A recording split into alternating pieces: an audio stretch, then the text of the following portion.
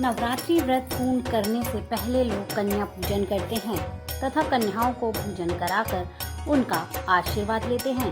कुछ लोग महाअष्टमी तिथि पर मां महागौरी तथा मां नवमी पर मां सिद्धिदात्री की पूजा करने के बाद घर में हवन करवाते हैं। हवन करने के बाद कन्या पूजन किया जाता है और फिर व्रत को पूर्ण करते हैं।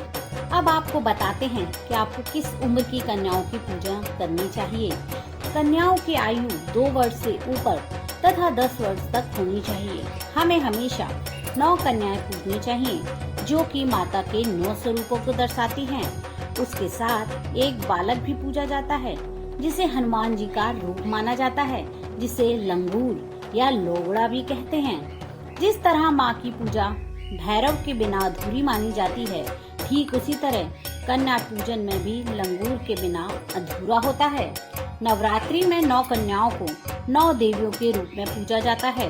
कहा जाता है भक्त का व्रत कंजक पूजने के बाद ही संपूर्ण होता है।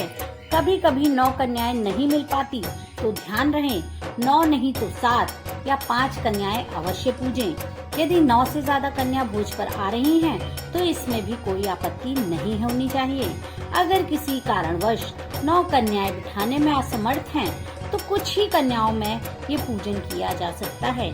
जितनी कन्याएं बची हैं, उनका भोजन आप गौ माता को खिला सकते हैं। अगर आप महाअष्टमी पर कन्या पूजन कर रहे हैं, तो माँ महागौरी की पूजा करने के बाद कन्या पूजन करें। अन्यथा महानवमी पर माँ सिद्धिदात्री की पूजा करने के बाद कन्या पूजन करें। कन्या पूजन के लिए 9 कन्याओं और एक बालक को आमंत्रित करें। उनके पैर धोकर उन्हें आसन पर बिठाएं। अब सभी कन्याओं और लंगूर को तिलक लगाइए।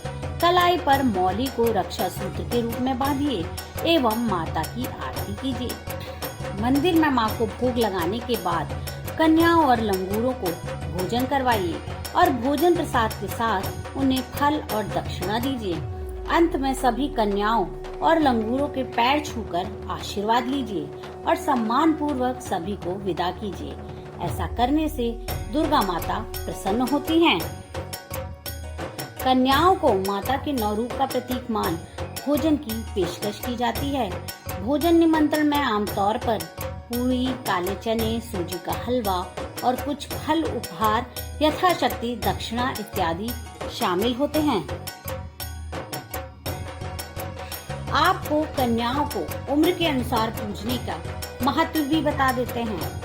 2 साल की कन्या की पूजा करने से घर के दुख और दारिद्रता दूर होती है। 3 साल की कन्या को त्रिमूर्ति का रूप माना जाता है। इन्हें पूजने से घर में धन और सुख की प्राप्ति होती है। 4 साल की कन्या को माँ कल्याणी के रूप में पूजा जाता है। इनकी पूजा करने से कल्याण होता है।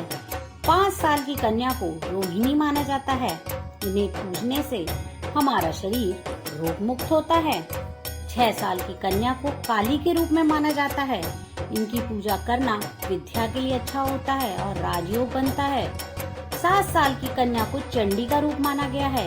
इन्हें पूजने से वैभव की प्राप्ति होती है। 8 साल की कन्या को शांभवी कहा जाता है।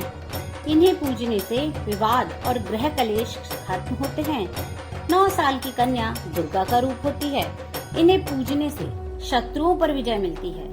10 साल की कन्या सुभद्रा मानी जाती है, जो अपने भक्तों के सारे कष्ट दूर करती है।